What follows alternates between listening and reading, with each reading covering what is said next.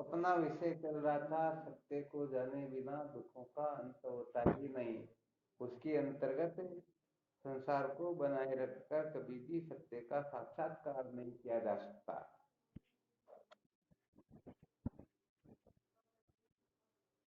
तो कल सुनाया था, 8 9 सूत्र सुनाए थे। हाँ, सत्संग चालू होने के बाद में फिर विक्षेप होता है, इसलिए आप कर लिया करो, ठीक है ना। फिर मैं बोलूँ तो फिर वो योगदान होता है।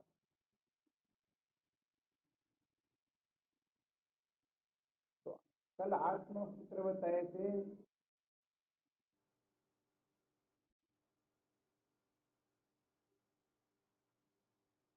इंद्रियों में संयम नियम मर्यादा हो, आचरण में धर्म हो, चरित्र में पवित्रता हो, मन में सद्भावना हो अर्थात सबका हित हो, हृदय में भगवत भक्ति हो, भगवत प्रेम हो, अहम में निरहम हो, जीवन में पूर्णता हो और बुद्धि में वेदांत ज्ञान प्रकाश हो।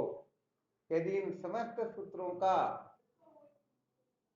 महत्व तो कोई साधक समझ ले और समस्त सूत्र यदि किसी के जीवन में प्रकट हो जाए तो समझो उनका निश्चित रूप से जीवन धन्य हो जाता है, अर्थात उनका जन्म सार्थक हो जाता है।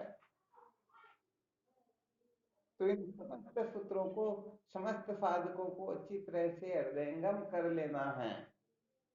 वैसे देखा जाए तो बुद्धि के अंतर्गत जब तक वेदांत ज्ञान प्रकाश नहीं होता है तब तक कोई ठीक ठीक प्रकाश से कृतार्थ हो नहीं सकता। बाकी जो है कुछ समय के लिए कृतार्थ हो सकते हैं, परंतु सदा सदा के लिए दुखों की जो निवृत्ति होती है वह केवल और केवल मात्र वेदांत विचार से ही होती है। बिना वेदांत ज्ञान के विद्या एवं तन्मूलक संसार की आत्यंतिक निवृत्ति होती ही नहीं, ये सिद्धांत है। तो यहाँ पर विशेष बात यह समझ लेनी चाहिए कि जितने भी सूत्र बताए हैं ऐसा नहीं है कि बुद्धि में वेदांत विचार कर रहे हैं तो बाकी के सूत्र जो है वो गड़बड़ हो जाएंगे या उनका हम पालन नहीं कर सकेंगे, ऐसी बात होती नहीं। क्योंकि पहले किससे चलना होता है, चरित्र बल आदि से चलना होता है। तो धीरे धीरे धीरे धीरे यदि ठीक ठीक प्रकार से विचार करते हुए कोई आगे बढ़ता है तो निश्चित रूप से उनकी इंद्रियां जो है संयमित नियमित और मर्यादित हो जाया करती, हो जाती या नहीं होती हैं। हाँ, बिल्कुल हो जाती है। क्योंकि हम इस बात को अच्छी तरह से जानते हैं कि जब भूख लग रही होती है तब भोजन की ही याद आती है और प्यास लग रही तब प्यास की ही हम खोज करते हैं। तो ऐसे ही जो सचमुच में सत्य का साक्षात्कार करना चाहता है तो फिर कहने का मतलब वह इन संसार की अनात्म पदार्थों को महत्व देगा ही नहीं। तो यहाँ पर इंद्रिया संयमित नियमित मर्यादित होगी, इससे तात्पर्य यह है कि पहले जो सूत्र बताए थे इस संसार में आहार के लिए अनिंदित कर्म ही कर्तव्य है, आहार प्राण रक्षार्थी कर्तव्य है और प्राण रक्षा तत्व जिज्ञासा के लिए। तो विचार करके बताओ, केवल और केवल मात्र जीने के लिए ही इंद्रिय के विषयों का सेवन किया जाएगा अथवा मौज मस्ती मनोरंजन के लिए। तो तो जिनके हृदय में तत्व की जिज्ञासा जागृत होती है, जो सचमुच में सत्य का साधक होता है, सत्य के साक्षात्कार को ही अपने जीवन का लक्ष्य बना लेता है, तो निश्चित रूप से उनकी इंद्रियां संयम नियम मर्यादा निश्चित रूप से उनके अंतर्गत प्रकट होने लगेगी। क्योंकि यही वही यदि वहीं पर डेरा डालकर बैठना हो वही जीवन का लक्ष्य होता तब तो कहने का मतलब इंद्रियों में संयम नियम मर्यादा बिल्कुल 1% भी नहीं होता। परंतु हमें पता है कि ये इंद्रियों के जितने भी विषय हैं जिसके लिए भगवान शंकराचार्य जी महाराज लिखते हैं पांच ज्ञान इंद्रियों के जो पांच विषय है, इसी में जीवात्मा रमण करता है, और इसमें आसक्ति ही बंधन का मुख्य कारण होती है। तो बताओ, इस प्रकार की समझ रखने वाला इन इंद्रियों के पीछे ही, इंद्रियों के विषयों को ही महत्व देकर के क्या सदा सर्वदा इसी के पीछे पागल हो जाएगा क्या? हाँ, बिल्कुल नहीं होगा, क्योंकि उनको पता है कि ये इंद्रियों के समस्त विषयों का अनादिकाल तक हम सेवन करते रहे, फिर भी सचमुच में सच्ची शांति मिलती नहीं, क्योंकि ये सारे के सारे विषय दुख रूप होते हैं, नित्य होते हैं, नाशवान होते हैं, और नाशवान वस्तु से कभी भी अविनाशी की प्राप्ति होती नहीं, बल्कि नाशवान के त्याग से ही होती हैं। तो देखो, केवल कुल मिलाकर के जो अपने जीवन का लक्ष्य अविद्या के बंधन से छुटकारा ऐसा निश्चय कर ले, तो सारे के सारे सूत्र उनके हृदय में प्रकट होने लग जाएंगे। एक भी सूत्र ऐसा नहीं होगा जो उनके जीवन में प्रकट नहीं होगा।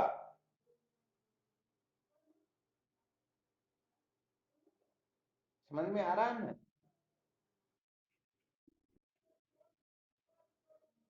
हाँ, तो बिल्कुल कहने का मतलब ये पक्की बात समझ लेना चाहिए, केवल और केवल मात्र अपने जीवन का जो लक्ष्य है, उस लक्ष्य में ही संशोधन करना है।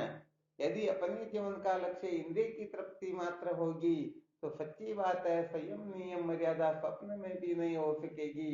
और यदि कोई ऐसा समझ ले कि इंद्रियों की तृप्ति जीवन का उद्देश्य नहीं है, बल्कि जीवस्य तत्व जिज्ञासा, इस जीवन का सार जो होता है केवल और केवल मात्र तत्व की जिज्ञासा, अतः मुझे तत्व जिज्ञासा के सिवाय किसी के पीछे इतना पागल नहीं होना है कि ये मेरा जीवन व्यर्थ बर्बाद हो जाए। तो बताओ, ऐसी समझ रखने वाला संयम नियम मर्यादा उनकी इंद्रियों में स्वतः प्रकट होने लगेगी या नहीं होगी? अच्छा, संयम नियम मर्यादा का क्या मतलब होता है? इंद्रियों में संयम हो, नियम हो और मर्यादा हो, इसका क्या तात्पर्य है? संयम किसे कहते हैं, नियम किसे कहते हैं, और मर्यादा किसे कहते हैं?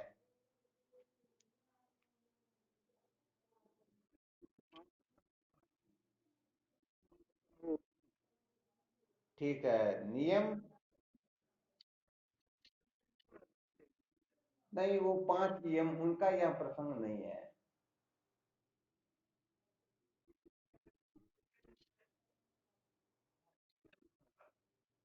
अच्छा, और मर्यादा?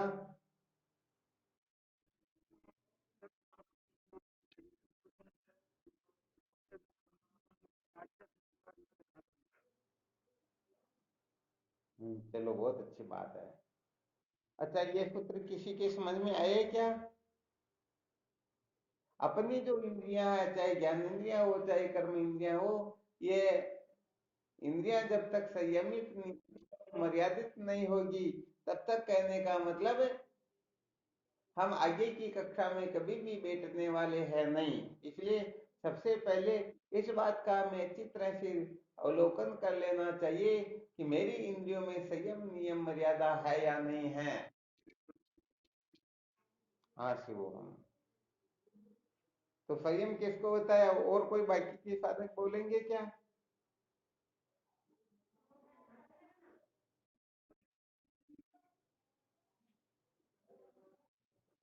कल बताया था संयम का अर्थ, जैसे गाड़ी के यदि ब्रेक न हो तो क्या होगा?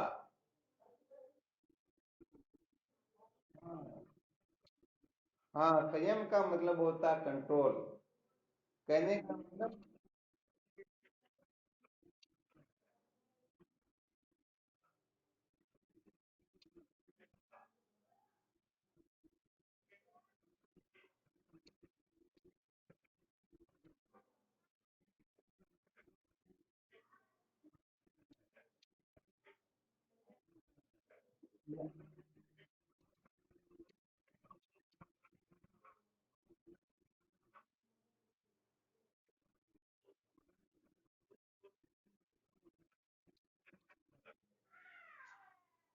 ठीक बात है। अच्छा, यहाँ पर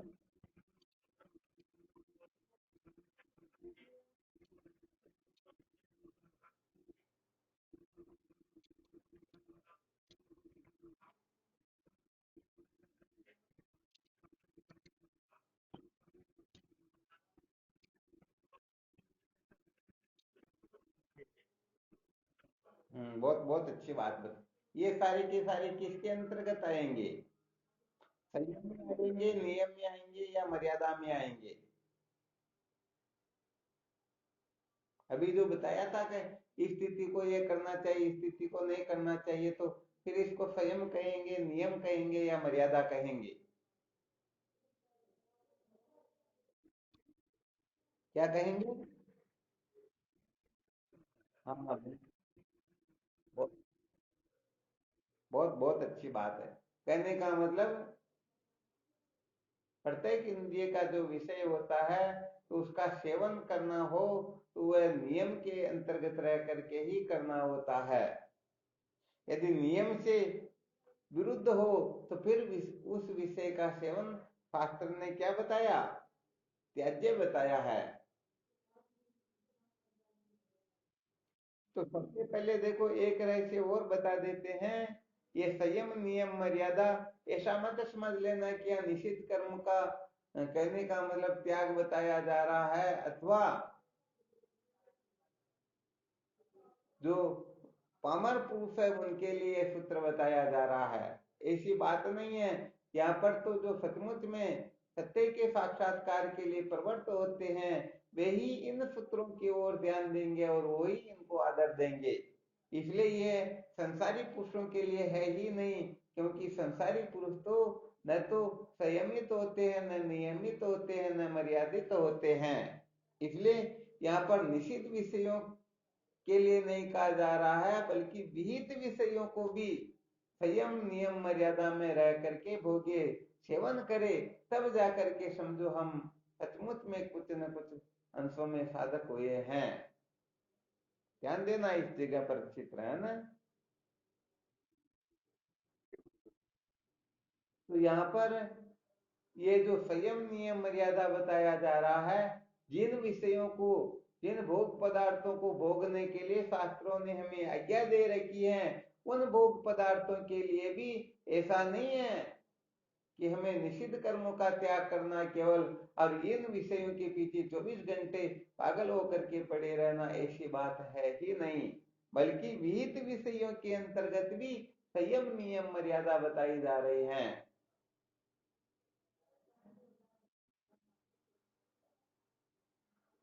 किसी को मिठाई बहुत अच्छी लगती है, तो बताओ क्या वो खाता ही रहेगा क्या?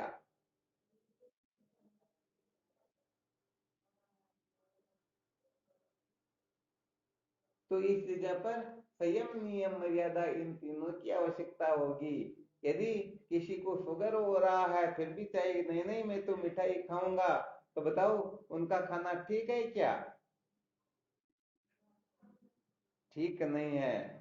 कोई मंदिर में बैठे हुए हैं और भूख लग रही, और उनके पास में खाने के लिए, तो चलो यहीं पर बैठ करके खाने लग जाए, तो क्या भगवान की मूर्ति के पास में बैठ करके कुछ खाना चाहिए क्या? तो कुल मिलाकर के विहित विषयों का सेवन करने के लिए भी हमारी जो इंद्रियां हैं वो पागल ना हो जाए, बल्कि उसमें भी संयम हो, उसमें भी नियम हो, उसमें भी मर्यादा हो। नियम का मतलब कि किस समय सेवन करना, किस समय नहीं करना। जैसे तालाब जो है वो दीवार की मर्यादा में रहते हैं, नदी जो चलती है दो किनारों की मर्यादा में चलती है। यदि दो किनारों का त्याग कर दे तो पानी समुद्र में नहीं पहुंच पाता। ऐसे ही विहित विषयों का सेवन करने के लिए भी संयम हो, नियम हो, मर्यादा हो, तब जाकर के समझो जीवन में हम कुछ प्राप्त कर रहे हैं, प्राप्त कर चुके हैं, या प्राप्त करेंगे। अच्छा, इसमें और किसी को कोई संशय हो तो देख लो।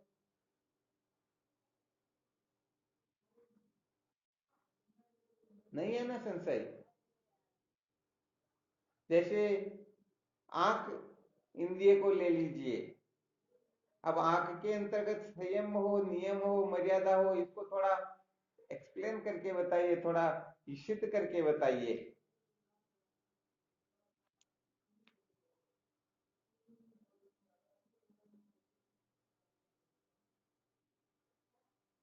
कोई भी साधक बता सकते हैं।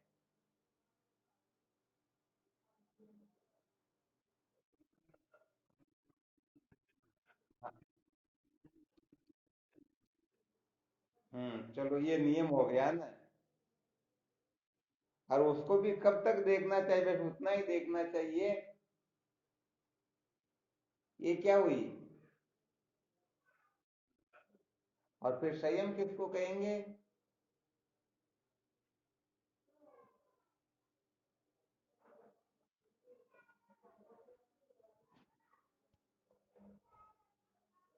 संयम का मतलब बताया था ब्रेक।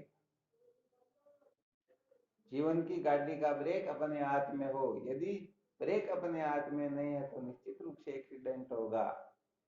तो यहाँ पर संयम का मतलब समझ लीजिए। दे एक बार समझो देख लिया जो देखना है, परंतु बार बार जो देखने की इच्छा होती है, तो समझो ये संयम से विरुद्ध हो गया। तो जीवन के अंतर्गत संयम भी हो, नियम भी हो, मर्यादा भी हो, ये तीनों ही जिस साधक में होते हैं, समझो वह इन इंद्रियों पर विजय प्राप्त कर लेता है। और जो इंद्रियों पर विजय प्राप्त कर लेता है, तो सच्ची बात यह है कि वह बहुत ही अधिक अनात्म चिंतन से बच जाता है। अर्थात उनका चित्त बार बार जो संसार में जाकर के उसे विचलित करता रहता है, तो वह विचलित नहीं कर पाएगा, क्योंकि उनकी इंद्रियों में संयम नियम मर्यादा है। सत्संग का श्रवण कर रहे हैं, शास्त्र का स्वाध्याय कर रहे हैं, साधन भजन कर रहे हैं, परंतु संयम नहीं है। इसीलिए तो कहने का मतलब हम उस जगह पर खरे नहीं उतर पा रहे हैं, बल्कि बार बार अपनी चित्तवृत्ति जो है इधर उधर जा रही है। होता या नहीं होता? और संयम हो तो मुझे इस समय केवल और केवल मात्र यही करना है, इसके सिवाय कुछ करना नहीं, ऐसा यदि निश्चय हो जाए, तो समझो उनका संयम परिपक्व होने लग गया। और संयम नहीं है तो चलो ये कर लेंगे, पहले ये कर लेते हैं, बाद में ये कर लेंगे, तो संयम है थोड़ी क्या। हाँ, तो ये संयम नियम मर्यादा इन इंद्रियों के अंतर्गत ठीक ठीक प्रकार से होनी चाहिए। दूसरा सूत्र कौन सा बताया था? आचरण में धर्म हो। आचरण किसको कहते हैं?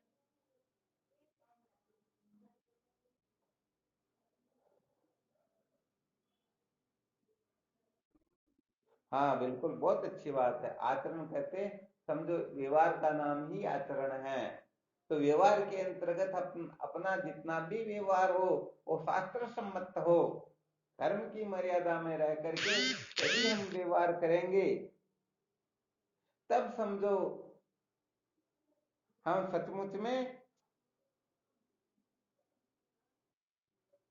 साधक है, सचमुच में हम भगवत प्राप्ति की ओर जा रहे हैं। और यदि अपने आचरण में धर्म नहीं है बल्कि अधर्म है, हम शास्त्र से विरुद्ध मन से वाणी से शरीर से कुछ भी करते रहते हैं, तो समझ लेना चाहिए ये भगवत प्राप्ति की ओर नहीं जा रहे हैं, बल्कि ये संसार की ओर जा रहे हैं।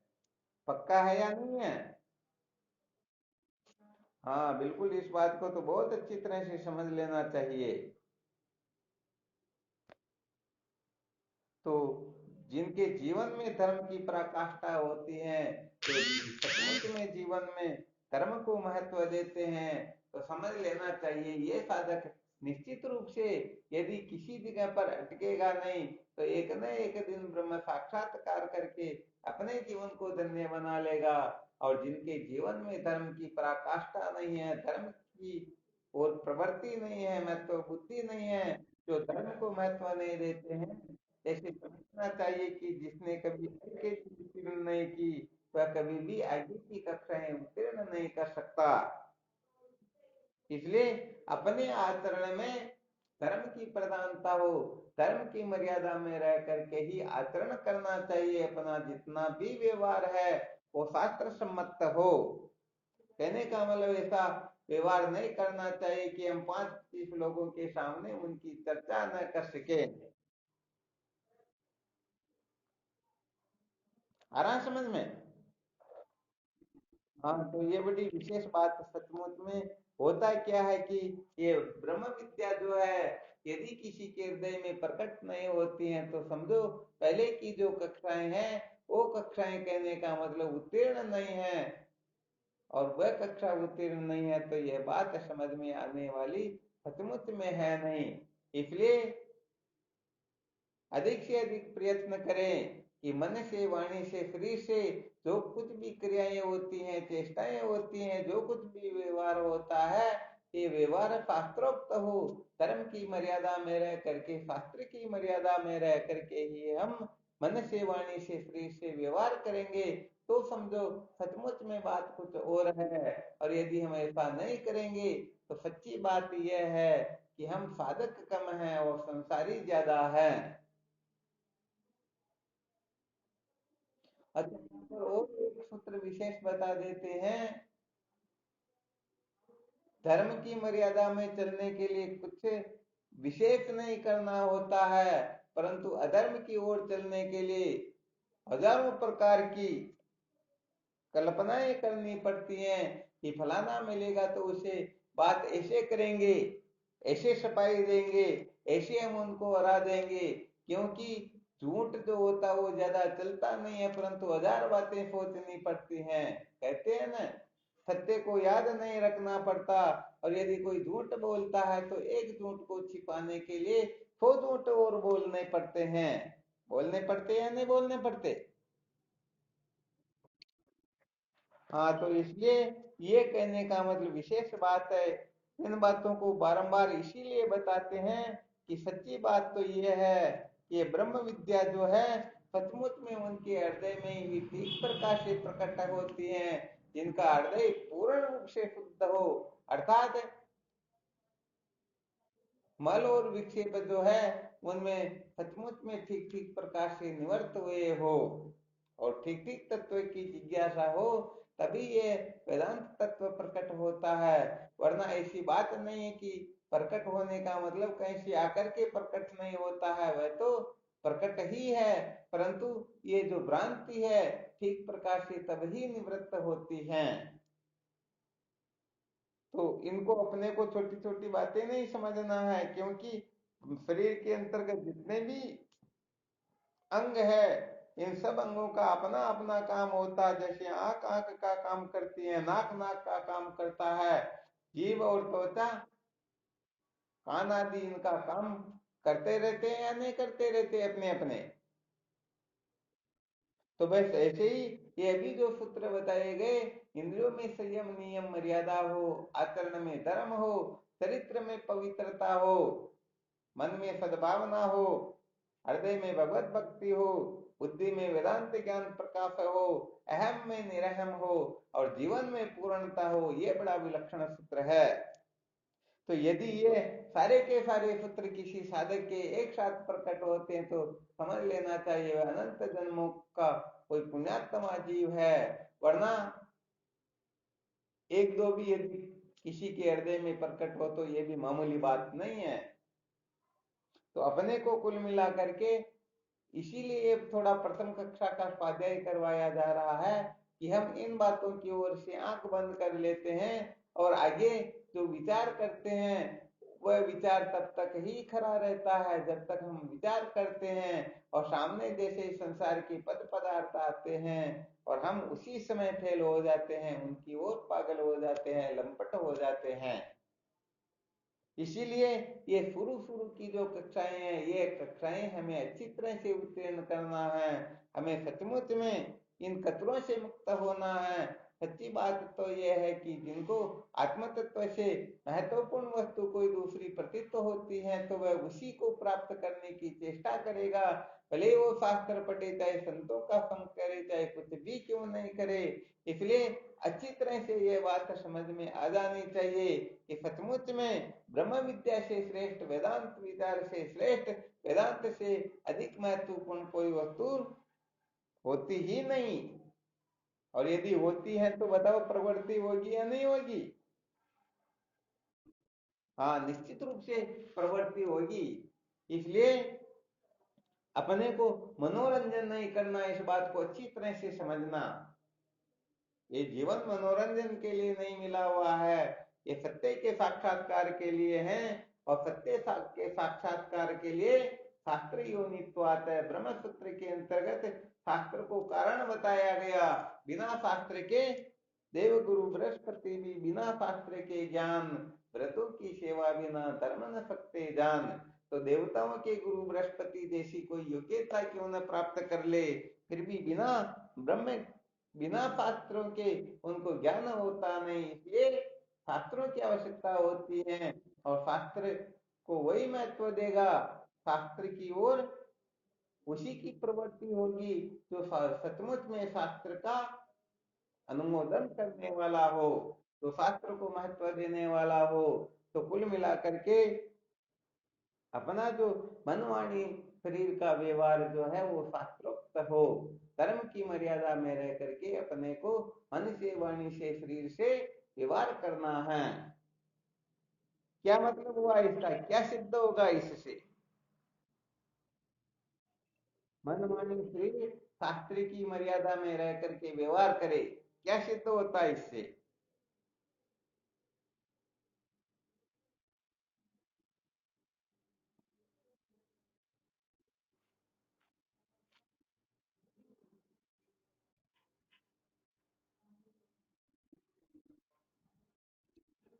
वापस बोलो।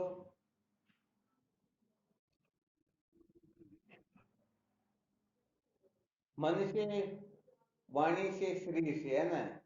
तो मन से कौन सा विहित कर्म होगा? वाणी से कौन सा विहित कर्म होगा?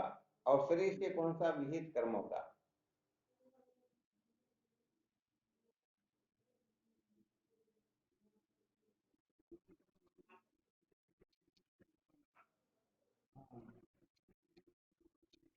हाँ, बहुत अच्छे, ये सूत्र है, बहुत अच्छा।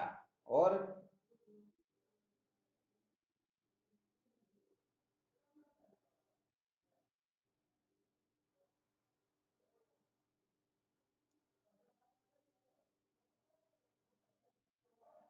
और कौन बताएंगे?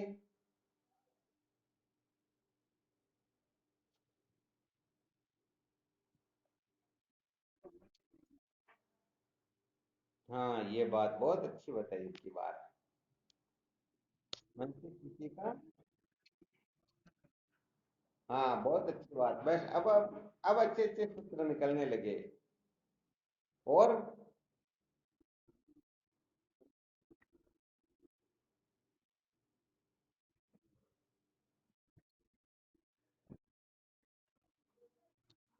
ये भी बहुत अच्छी बात, बहुत गुड बात है। अच्छा, प्रसंग से एक सूत्र बता देते, थोड़ा ध्यान रखना, ये कभी इसका प्रसंग चलेगा तब विवेचना वगैरह करेंगे, परंतु थोड़ा यहाँ पर विशेष बता देते हैं। अभी जो भवानी शंकर जी महाराज ने बताया ना, सर्वभूति तीरता। अच्छा, सर्वभूति तीरता अर्थात क्या मतलब हुआ इसका?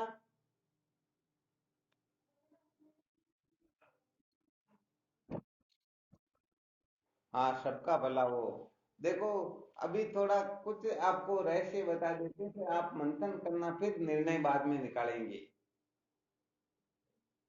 यहाँ पर कहने का मतलब, जिन साधकों का वर्णन चल रहा है, जिनको ये बताया जा रहा है कि मन से वाणी से शरीर से शास्त्र की मर्यादा में रहना है, शास्त्र से विरुद्ध अपने को व्यवहार नहीं करना है, कर्म को महत्व दे करके ही हमें आगे की ओर बढ़ना है।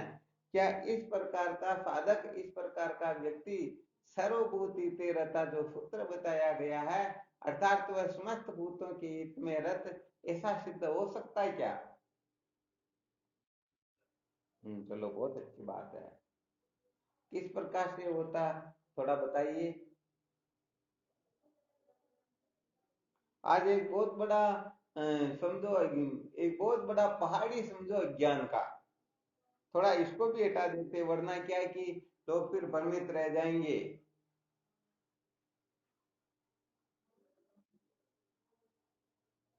हाँ, महावीर जी महाराज सिद्ध करके बताओ। वह समस्त भूतों का हित कैसे कर सकता है? क्या वह समस्त भूतों के हित को समझता है क्या? सबकी भलाई कैसे कर पाएगा वो?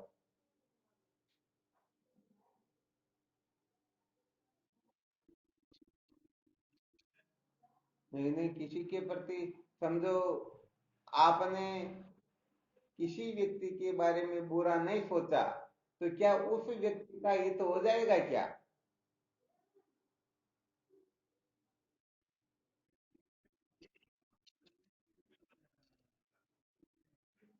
हो जाएगा क्या? कैसे होगा? यहाँ, हाँ ये तो बहुत अच्छी बात है, इसको तो हम भी स्वीकार कर रहे हैं ना। इस प्रकार से कहने का मतलब जीव मात्र का भला हो ऐसा कोई सोचेगा तो उसका मन बिल्कुल शुद्ध हो जाएगा, पवित्र हो जाएगा, निर्मल हो जाएगा, कोमल हो जाएगा, अंतर्मुख हो जाएगा। ये बहुत अच्छी बातें बताई गई। परंतु दूसरों का भला हो ऐसा हम सोचते रहे, सोचते रहे, सोचते रहे, तो क्या उस जीव का सचमुच में भला हो जाएगा क्या? जब तक वह नहीं चाहेगा या और कुछ भी।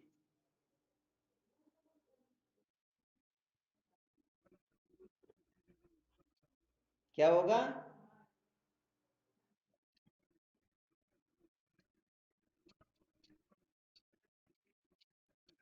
हाँ, हित की भावना कर सकते, ये तो अपने हाथ में है। परंतु यहाँ पर तो सूत्र बताया गया, सर्वभूति ते रता, जो जीव मात्र के सर्वभूतों के हित में जो रत है, उसका यहाँ पर प्रसंग चल रहा है। यहाँ पर ये मत समझ लेना कि जैसे अ, आपके लिए कहा जा रहा है तो आप नंदवाड़ा के व्यक्तियों के बारे में सोचो। यहाँ पर तो अनंत अनंत कोटि ब्रह्मांड जो है, उन ब्रह्मांडों में जो अनंत अनंत अनंत जो जीव है, समस्त जीवों का जो कल्याण है, उनके जो हित की भावना या उनका जो सचमुच में हित है, ऐसा हित जो सोचते हैं उनको कहते हैं सर्वभूति ते रता।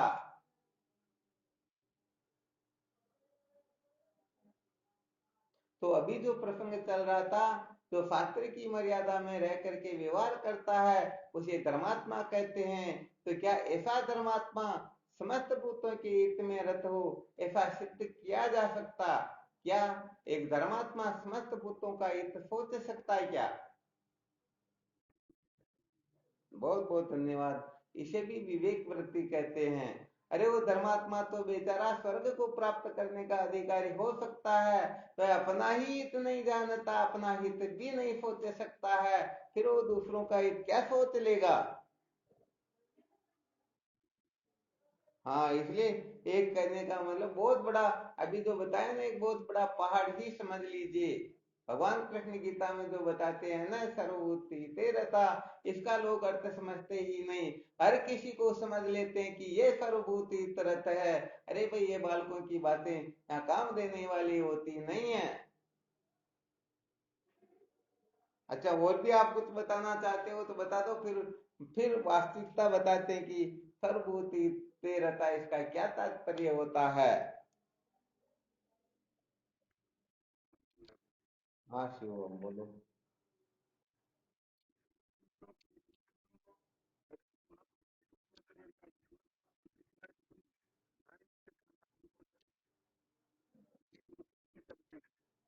महापुरुष का मतलब क्या होता?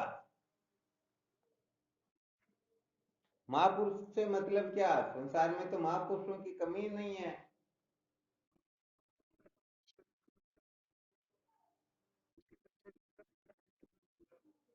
तो दूसरा तीसरा है ही नहीं, तो फिर उनको सर्व समस्त भूतों के हित में रहने की बात ही क्यों की जाएगी?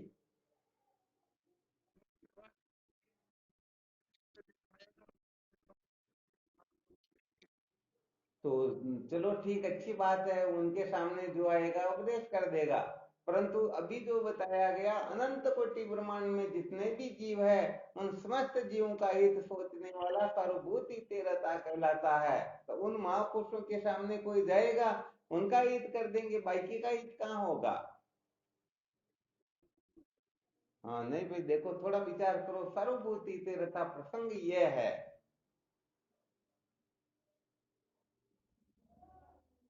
वैसे देखा जाए तो हम सत्य कह भी रहे हैं, परंतु थोड़ी बहुत गड़बड़ हो रही, इस कारण थोड़ी समस्या आ रही, वरना तो करीब करीब बहुत नजदीक पहुंच गए, समझो एक तरह से। अच्छा, और भी कोई साथी बोलना चाहे तो?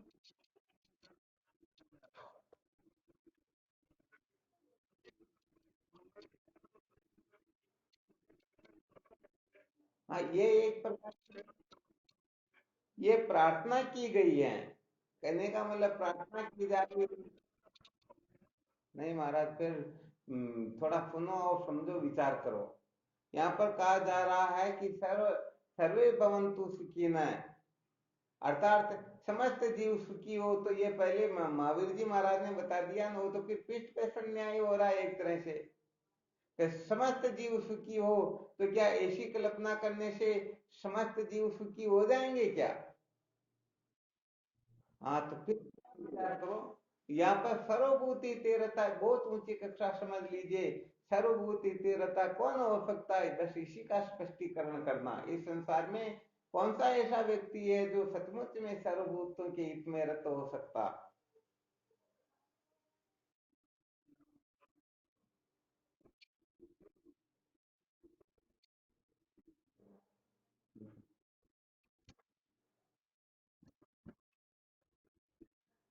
क्या बात है, बहुत अच्छी बात है।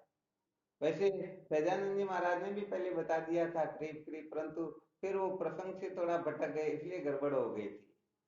वास्तव में देखो, इस बात को अच्छी तरह से निश्चय कर लेना, उनके सिवाय इस सृष्टि में भले ही ईश्वर को ही समझ लीजिए, ईश्वर भी यदि वह होगा तभी समस्त भूतों का हित सोच सकेगा, वरना वास्तव में नहीं।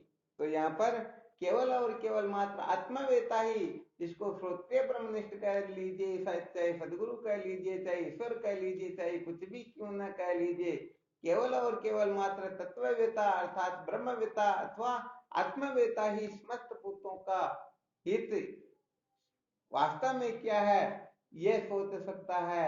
बाकी किसी में सामर्थ्य है ही नहीं। तो कहने का मतलब सर्वभूत हिते रता, ये सिद्ध होता हो। क्या है?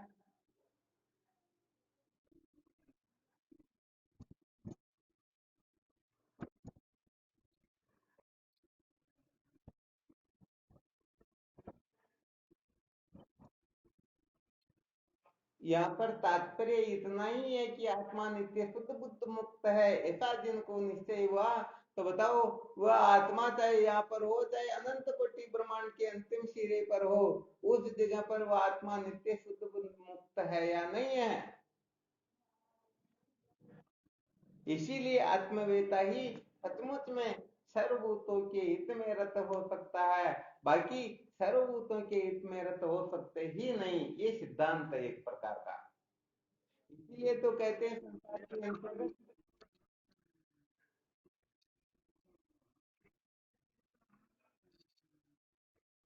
अरे, इसमें प्रयत्न की आवश्यकता ही नहीं रही।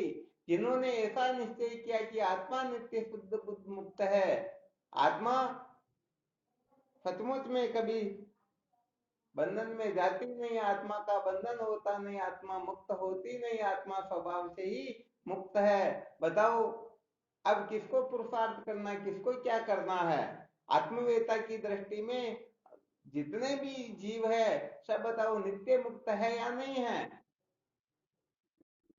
और अब प्रयत्न करने से आत्मा की मुक्ति नहीं होती है।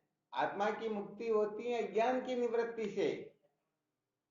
और ये यहाँ पर बता दिया गया कि जिन महात्माओं को ऐसा निश्चय हुआ है कि आत्मा नित्य मुक्त है, तो वह महात्मा ही समस्त भूतों का हित कर सकते हैं। अर्थात यदि कोई चाहे कि मैं कृतार्थ होना चाहता हूं, मैं बंधन से मुक्त होना चाहता हूं, तो बताओ ऐसे महापुरुष ही उनको बंधन से मुक्त कर सकते हैं, या धर्मात्मा भक्त उपासक आदि भी कर सकते हैं?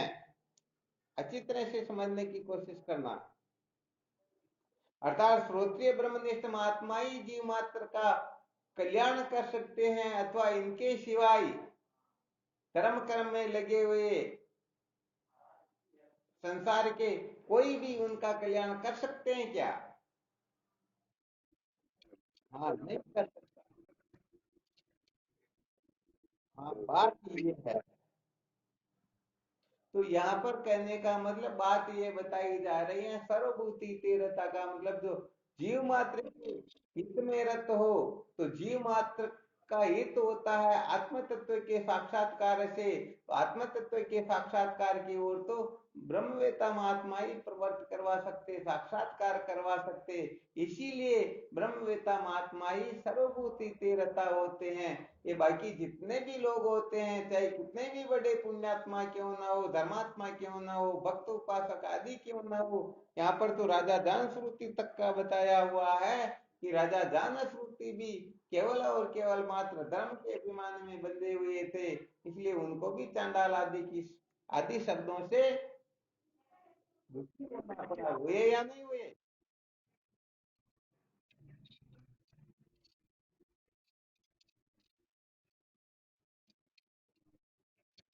देखो बात यहाँ पे ये है।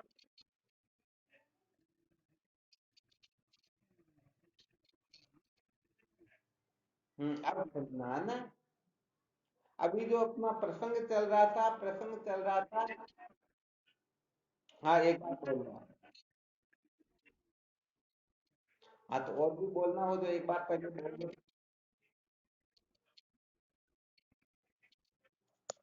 हाँ अब बोलना पूरा हो गया। हम्म,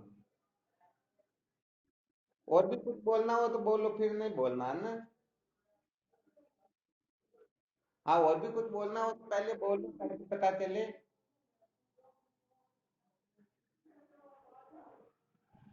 नहीं बस।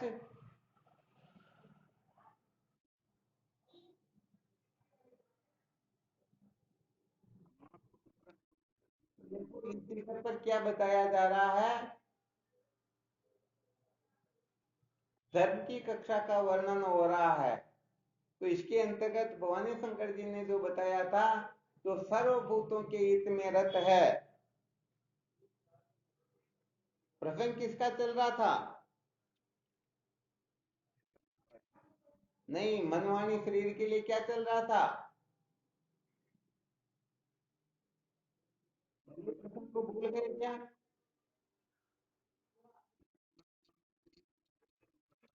हाँ तो ऐसे पुरुषों के लक्षण क्या है या उनमें किस प्रकार की समझ होती, क्या चल रहा था विशेष रूप से ध्यान रहा किसी को? किस प्रकार का व्यक्ति, किस प्रकार का साधक है, मन से वाणी से शरीर से शास्त्रोक्त क्रियाएं करता, यही चल रहा था ना। तो यहाँ पर भवानी शंकर जी ने जो बताया था, तो सर्वभूतों के हित में रत हो, तो यहाँ पर आपको विषय से हट करके बताया था सर्वभूति ते रता। इसका वास्तव में रहस्य क्या होता है, इसका असली अर्थ क्या होता है? तो वह प्रसंग थोड़ा अपन ने एक जगह पर रख करके, थोड़ा ये मुख्य जो विषय था, क्योंकि इस विषय को यदि हम नहीं समझेंगे तो हम हर किसी को सर्वभूति ते व्रता समझ करके हम समझ लेंगे कि यही हमारा कल्याण कर देंगे और हम उनके पीछे पागल हो जाएंगे। तो सच्ची बात यह है कि हम सिद्धांत से निश्चित रूप से भटक जाएंगे। क्योंकि इसके ऊपर क्या, एक बार बहुत बड़ा शास्त्रार्थ होता है तो हजारों हजारों जो लोग होते हैं, वो कहने का मतलब उटपटांग बोल करके सारे सिद्धांत का गुड़ गोबर कर देते हैं, कीचड़ कर देते हैं। तो ये रहस्य इनको साधारण मत समझना, ये बहुत ऊंची कक्षा है। सर्वभूति तेरता वास्तव में कौन होता है, यदि ये अच्छी तरह से समझ ले, जैसे किसी को पता चल जाए कि ये कैंसर जो रोग है सबसे बड़ा खतरनाक रोग है, अब सचमुच में इनका डॉक्टर कौन है, उस डॉक्टर के बारे में जानकारी प्राप्त कर ले, तो निश्चित रूप से वह बीमारी से मुक्त हो सकता है। और यदि ये नहीं समझेगा तो हर कोई कह देगा हम तुम्हारे कैंसर को मिटा देंगे, आओ हम तुम्हारे को ठीक कर देते हैं, तो निश्चित रूप से वह ठीक नहीं होगा बल्कि मृत्यु को प्राप्त हो जाएगा। तो हम क्या करते हैं, हम हर किसी को समस्त भूतों के हित में रत समझ लेते हैं। तो इस गड़बड़ घोटाले को निकालने के लिए थोड़ा ये प्रसंग प्रारंभ किया गया था, इस प्रसंग के ऊपर थोड़ा स्पष्टीकरण किया गया था। ये अपना विषय आगे की कक्षा में चलेगा, अभी नहीं चल रहा ही है।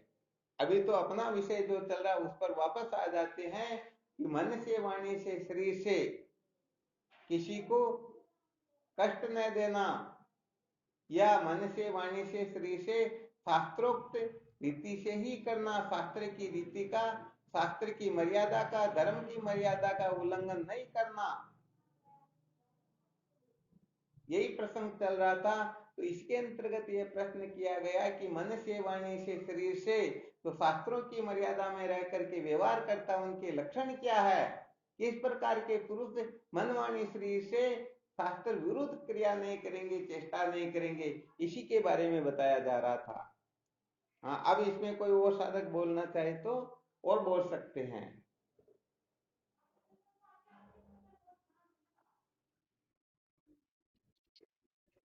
हाँ बिल्कुल।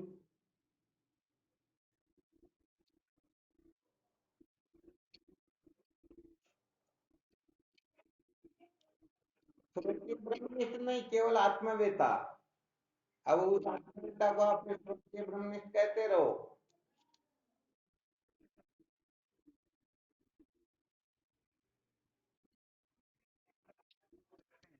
हम्म। नहीं होता।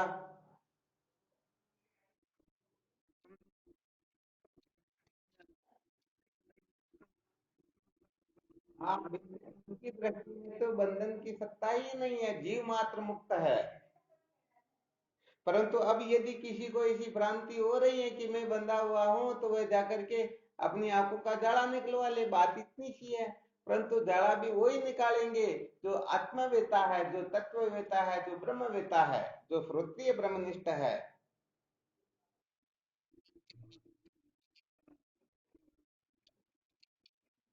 क्या हुआ?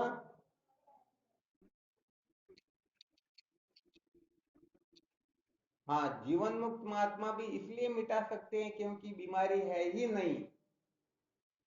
और बाकी जो बीमारी को सत्य समझ करके फिर मिटाने की कोशिश करते, इसलिए फिर गड़बड़ हो जाती है।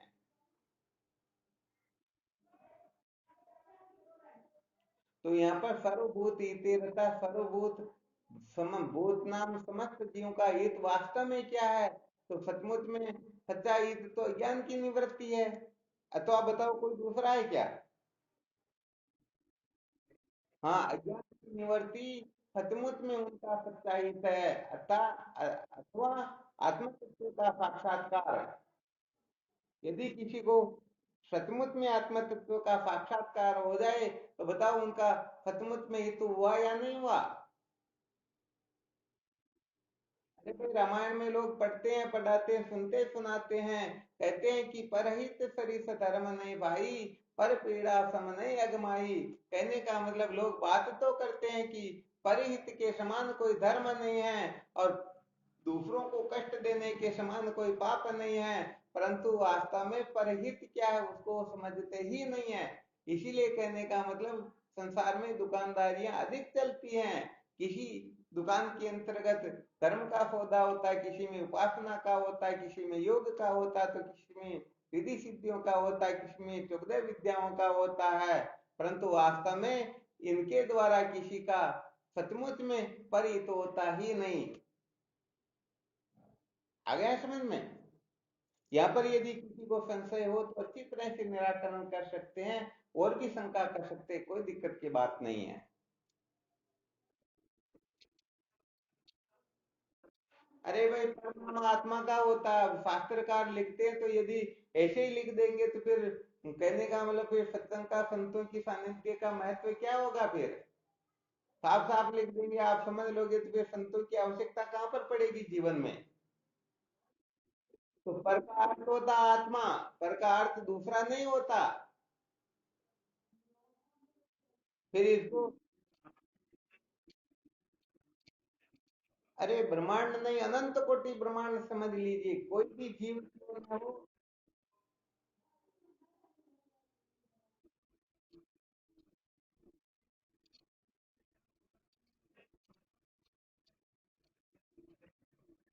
इसका मतलब आपके इस दिशा में, इसीलिए तो ये रहस्य आपके समझ में नहीं आ रहा।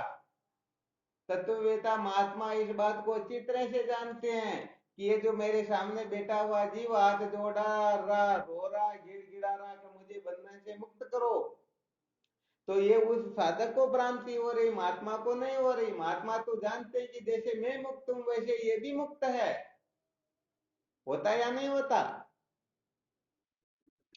परंतु थोड़ा इनको और विचार करना पड़ेगा, क्योंकि ऊंची कक्षा की बातें कभी कभी एकदम समझ में नहीं आती हैं। तो महात्माओं की दृष्टि में तो जैसे समझो, सोना जो होता है वह अग्नि में नहीं जलता है। तो बताओ, भारत के अंतर्गत जो सोना वो अग्नि में नहीं जलेगा, तो क्या अमेरिका में जो सोना वो अग्नि से जल जाएगा क्या? तो तत्ववेता महात्मा जानते कि आत्मा नित्य मुक्त है, तो उनके शरीर में जो आत्मा वो तो मुक्त है, और सामने जो साधक रो रहा, गिड़गिड़ा रहा, बंधन से छूटने के लिए छटपटा रहा, तो बताओ उसकी आत्मा बंधन में है क्या? अरे बंधन में तो वह जान रहा है। जैसे हम जानते हैं कि भाई सूर्य छिप गया, परंतु सूर्य की दृष्टि में सूर्य छिपा है क्या? अरे थोड़ा सा बदल आया, उस बदल से अपने को भ्रांति हुई, परंतु अपने को भ्रांति होने से सूर्य छिपता थोड़ी ही है। तो ऐसे ही वह अज्ञानी जीव जो होता है वो समझता है कि मैं बंधा हुआ हूँ, मुझे मुक्ति चाहिए। परंतु जो ब्रह्मवेत्ता महात्मा वो इस बात को अच्छी तरह से जानते हैं कि मैं जितना नित्य शुद्ध बुद्ध मुक्त हूँ, वैसे ही ये भी नित्य शुद्ध बुद्ध मुक्त है। कुल मिलाकर के बात इतनी सी हो रही है कि दोनों की जेब में 100-100 रुपए हैं, परंतु एक को पता है और एक को पता नहीं। तो जिसको पता है वह बस में बैठ के अपने गांव चला जाएगा, और जिसके पास में पैसे तो है परंतु पता नहीं, वह रोएगा कि मैं घर कैसे पहुंचूंगा। इतना ही अंतर होता है। तो यहाँ पर सूत्र बताया गया, सर्वभूति तेरा था। तो ब्रह्मवेता महात्मा ही उस भूत का अर्थात उस जीव का सच्चा हित सोच सकते हैं। यदि ब्रह्मवेता नहीं होंगे तो कहेंगे देख तू धर्म कर, तेरा कल्याण हो जाएगा, भक्ति कर, योग कर, या ऐसा कर वैसा कर, हजार साधन बता देंगे। तो बताओ इससे कल्याण होगा क्या? हाँ, आप परशुराम जी महाराज बोल के देखो किस जगह गड़बड़ हो रही है। भाई सच्चा हित तो श्रोत्रिय ब्रह्मनिष्ठ तत्वज्ञानी महात्मा ही किसी जीव का सच्चा हित कर सकते हैं, या संसार में उनके सिवाय कोई ऐसा हो जो बता दो। भले भगवान का भी नाम ले सकते हो। अरे हरि ने जन्म दियो, ये गुरु ने आवागमन मिटाई। भगवान तो जन्म मरण के चक्कर में डाल देते, परंतु उस बंधन से मुक्त करने वाले तो गुरुदेव होते या कोई दूसरे तीसरे होते हैं। और गुरुदेव किसको कहते हैं? जिनको आत्म तत्व का यथार्थ बोध हो, जो श्रोत्रिय ब्रह्मनिष्ठ हो, वही गुरुदेव है। और जिनको आत्म तत्व का बोध नहीं, वो गुरु है क्या? हाँ, तो भाई इस जगह पे तो थोड़ा मुझे भी ऐसा लग रहा है कि गड़बड़ कहाँ हो रही, क्या बात है। क्योंकि महात्मा बताएंगे तब वह मुक्त होगा, ऐसी बात है ही नहीं। यदि ऐसे होंगे तो फिर वो कभी ना कभी बंधन में हो जाएंगे। इसलिए सच्ची बात तो यह कि इस संसार में बंधा हुआ कोई है ही नहीं। अरे बंधुओं की मरकट की न्यायी, का नहीं, काया नहीं का, ईश्वर अंश जीव अविनाशी, चेतन मल सहित सुख राशि, सो मायावश भयो गुसाई, बंधुओं की मरकट की न्यायी। तो बताओ, वह बंदर और तोता बंधे हुए हैं क्या? परंतु बंधे हुए की भ्रांति हो रही है।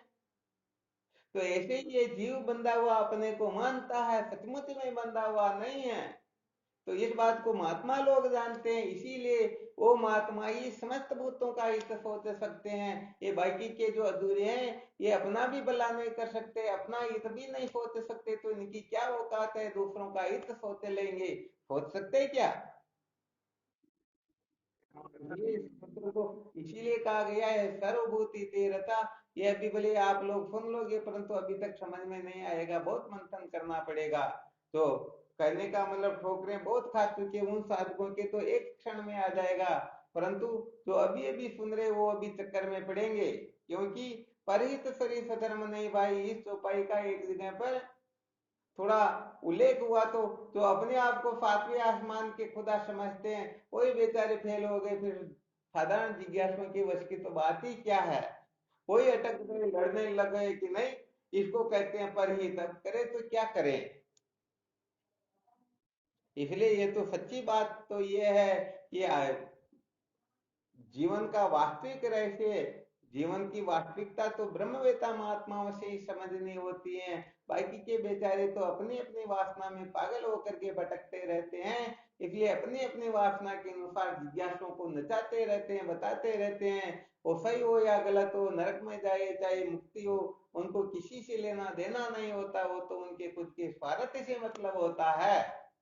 इसलिए अच्छी तरह से निश्चय कर लेना, जो आत्मवेता है, जो ब्रह्मवेता है, वही सचमुच में सर्वभूतों के हित में रहता है। बाकी किसी के भरोसे मत रहना, वरना सच्ची बात ये जीवन निश्चित रूप से व्यर्थ चला जाएगा। इसको आप कहो तो बोले चाहे जैसे स्टाम्प पर लिख करके दे सकते हैं, और इस सृष्टि में इसको कोई चैलेंज करने वाला पैदा हुआ नहीं। अब इसमें किसी को संशय हो तो आप बोल सकते हो।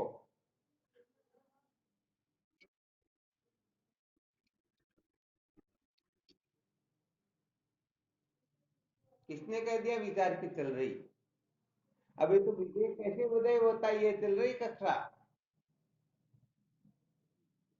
परंतु कम से कम ये सूत्र आप लोगों को समझ लेना कि सर्वभूति तेरता जो है वो सचमुच में कौन हो सकते हैं, क्योंकि आगे चलकर ये सूत्र ही अंतिम काम आएगा, ताकि अपन आगे बढ़े और महत्व दे तो उनको ही दे, और उनके सिवाय किसी को महत्व दे ही नहीं,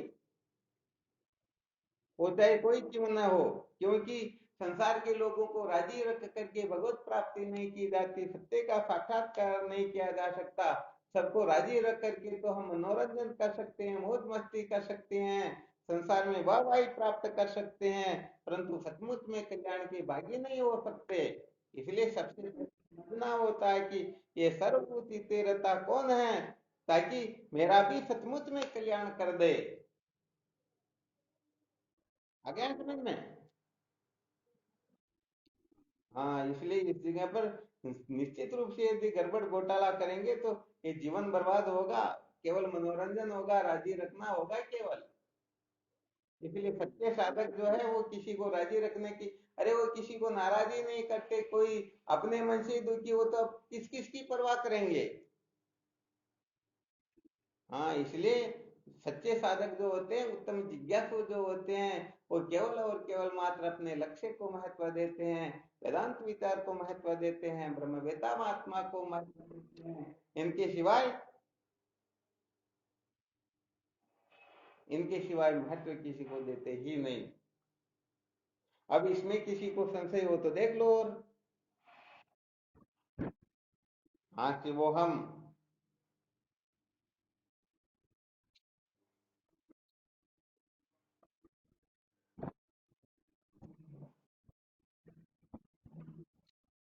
क्या है?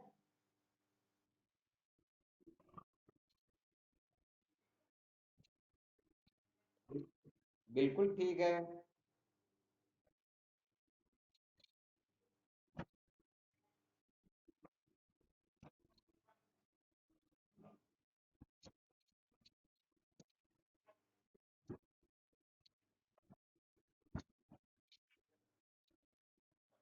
हाँ, नुकसान नहीं होता तो फायदा भी नहीं होता है।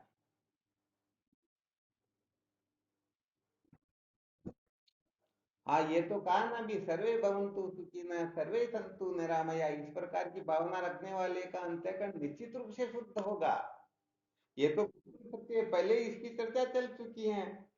परंतु वो चले कि यही सचमुच में समस्त भूतों का हित कर सकता है। अब उसमें से यदि वह ब्रह्मवेता है तो उनका सोचना 100% सत्य है, और यदि ब्रह्मवेता नहीं है तो सच्ची बात है, वो अंधेरे में ही है।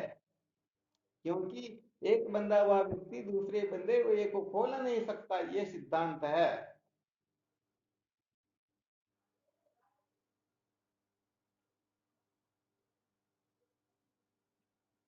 इसीलिए सच्ची बात, इन रहस्यों को समझने के लिए तो देखो पहले बताया था, ज्ञानी को ज्ञानी ही समझ सकता है।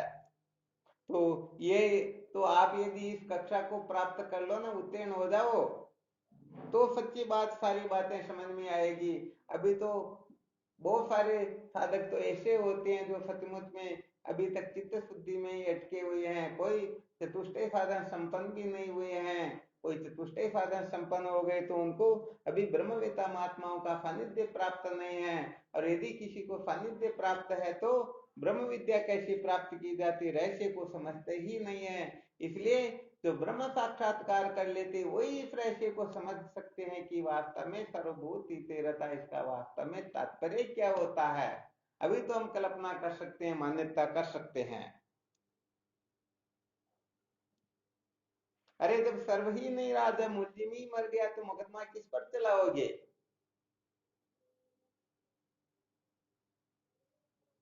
है या नहीं है? हाँ, इसलिए सर्वभूति रहता है, इसको तो खूब मंथन करना चाहिए, खूब अच्छी तरह से इसका अवलोकन करना अपने को। ऐसा समझना कि मैं समस्त भूतों की हित में रत कैसे होऊं। तो जीव मात्र का हित कौन सोच सकेगा? जो सचमुच में अपना हित सोच करके अपना हित कर लेगा, वही तो सबका हित कर पाएगा। पक्का है या नहीं है?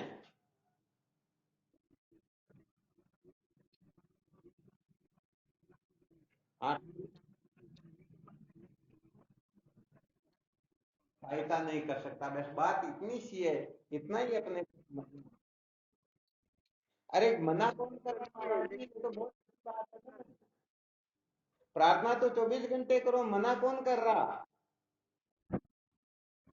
1% ही नहीं होता। मैं तो कह रहा हूँ 24 घंटे इस प्रकार की भावना करो। कौन कह रहा है कि? तो फिर बार बार क्या सुनाया जा रहा है? वरना क्या बता रहे हैं? यही तो बता रहे हैं ना। ऐसी भावना मन में रखो 24 घंटे। परंतु जब असलियत का प्रश्न आता है कि असलियत क्या है, इसको समझना हो, तो फिर इसके अंतर्गत भावनाओं से काम नहीं चलता। फिर सत्य का निर्णय करना हो तो वहां पर भावनाओं का महत्व नहीं होता। कोर्ट जब सजा सुनाते ना मजिस्ट्रेट साहब, तब वह यह नहीं देखते कि ये 3 दिन से भूखा था इसलिए इसने चोरी की, बल्कि वो ये देखते कि इसने चोरी की और चोरी की क्या सजा होती, वही सजा उनको दी जाएगी। या वहां भावनाओं का महत्व है क्या?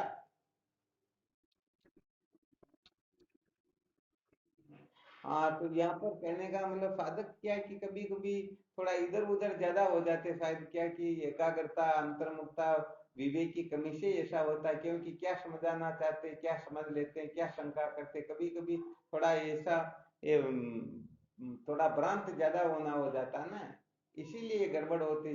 और ये वास्तविकता तो ये है कि हम ये अभी जो सूत्र सुना रहे हैं ना, इंद्रियों में संयम नियम मर्यादा हो, ये सारे के सारे सूत्रों का हमने अच्छी तरह से अवलोकन नहीं किया, इनको धारण नहीं किया, इनकी अंदर कमी होती है, तभी ऐसा गड़बड़ घोटाला होता।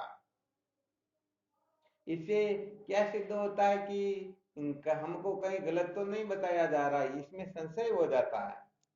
तो हमको कहीं भटका रहे हैं, या अपने को शास्त्र विरुद्ध बता रहे हैं, या अपने को कुछ ऐसा वैसा समझा, ऐसी भी भ्रांति हो जाती। तो यहाँ पर फट संपत्ति में जो पर्दा आदि होती, फिर उस पर भी उसकी भी अवहेलना हो जाती है। तो सबसे पहले निश्चय ये करना होता है कि वास्तव में ये जो अपने को समझा रहे हैं, बता रहे हैं, 100% शास्त्रोक्त है या नहीं है। अब यदि ऐसी निष्ठा नहीं होती है, तो फिर कहने का मतलब कुतर्क होने लगता है।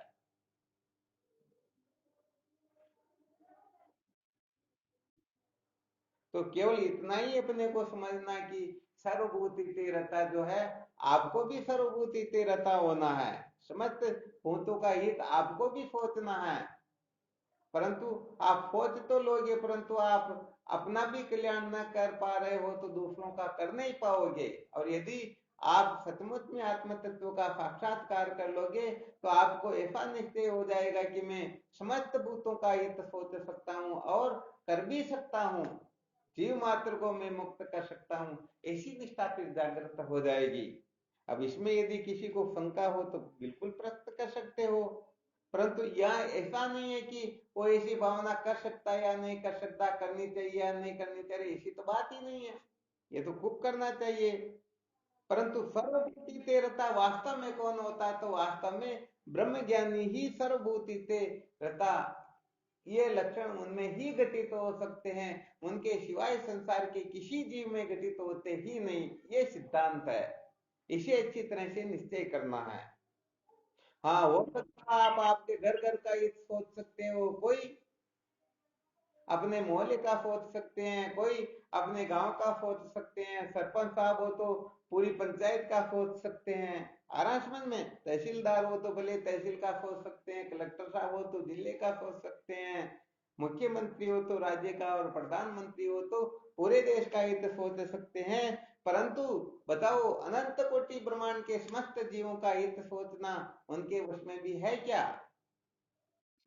तो ब्रह्मवेता महात्मा ही तो सबका हित कर सकते हैं, परम हित है।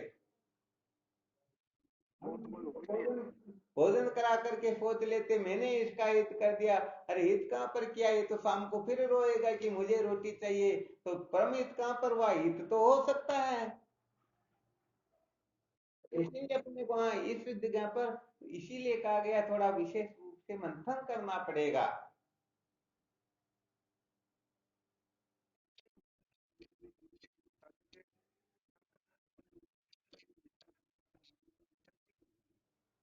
हाँ, तो अपने को अपने अधिकारों के अनुसार अपने को, क्योंकि ये आपको इसीलिए सुनाया गया कि बड़े बड़े महात्माओं में और कितनी जगह पर इनके बारे में इतनी चर्चा चल चुकी है कि लोग निश्चय ही नहीं कर पाते और नाम लेते कि फलाने सर्वभूतों के हित में रत है, या वो है वो है वो है, ऐसा करके प्रश्न को गुड़गोबर कर देते हैं। इसीलिए थोड़ा आपको दिग्दर्शन करवाया ताकि आप लोगों को थोड़ा अनुभव हो जाए कि वास्तव में सर्वभूति तीव्रता का क्या मतलब होता है।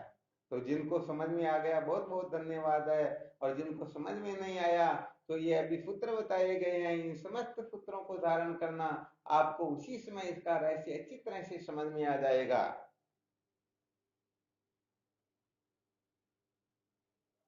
तो यहाँ पर क्या होता है, जैसे कड़ाह के अंतर्गत चावल जो पक रहे हो ना, तो उसमें से एक चावल को देख करके पता कर लेते हैं, तो ये सब पक गए पता चल जाता है या नहीं चलता? परंतु जैसे 100 व्यक्ति सो रहे, उसमें से एक व्यक्ति जगता है और जग करके ये देखता है कि मैं जग गया हूं परंतु बाकी सब 99 सो रहे, ऐसा होता है या नहीं होता? तो ऐसे ही ध्यान रखना, बहुत बड़ा सूत्र है।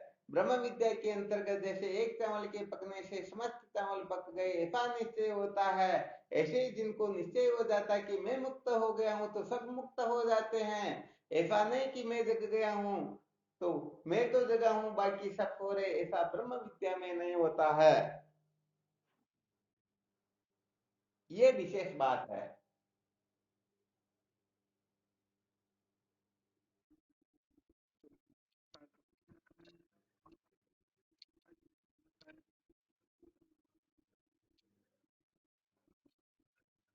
हम्म।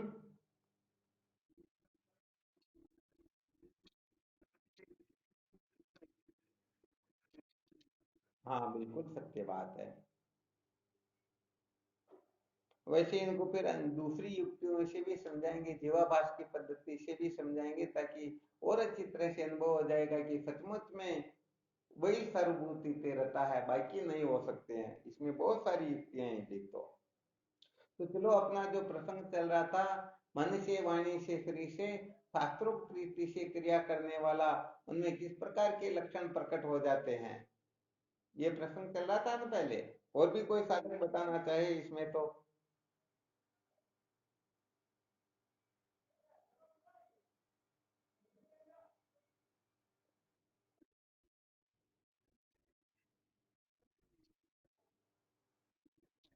हाँ, बोलो।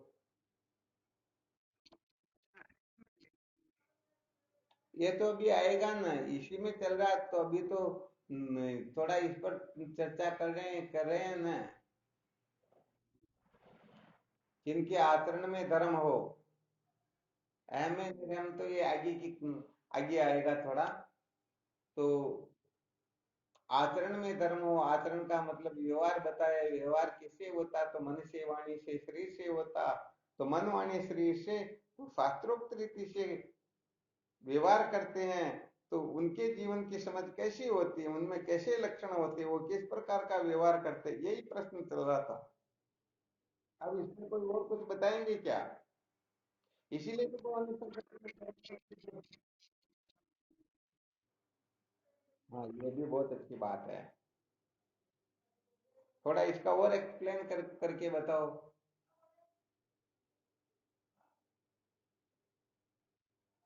बिल्कुल सत्य का, इसमें कोई गड़बड़ नहीं है, परंतु थोड़ा और विशेष रूप से। और कोई साधक बताना चाह रहे हैं क्या?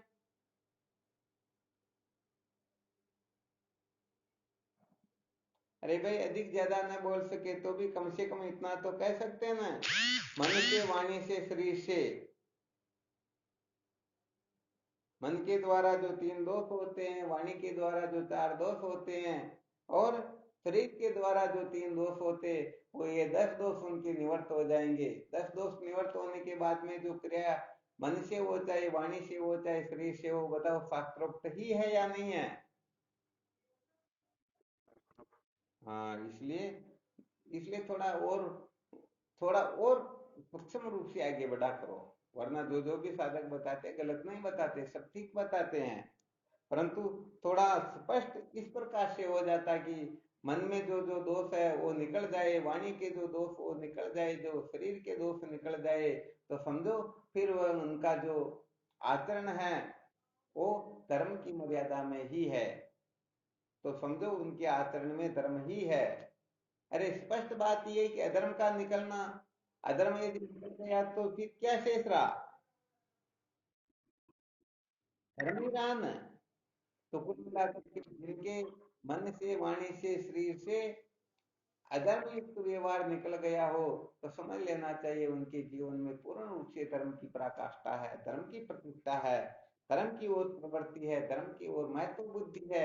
उनकी जो भावनाएं आदि वो धर्म के प्रति ही है। ऐसे करके अनेक अक्षर मत किए, धर्म के किसी न किसी कक्षा का साधक तो वह ही होता है।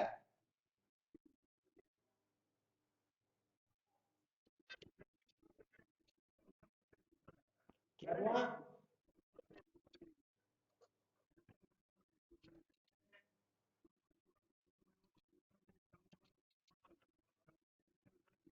हाँ, तो इसीलिए अज्ञान ही आप मात्र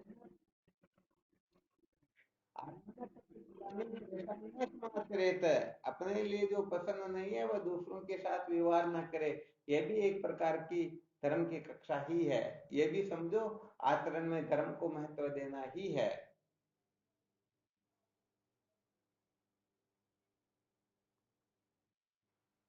और चलो ठीक, फिर कल देखते हैं।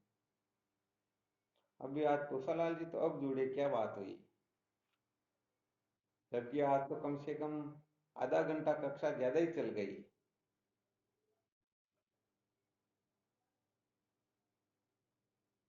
बात चलो, क्या वो, तो फिर कल दिन में अलग से साधक जिन जिन को भी सर्वभूत से रहता है, इसमें कोई समस्या हो तो अलग से कल दिन में गोष्ठी करके इसके बारे में विचार और कर लेंगे।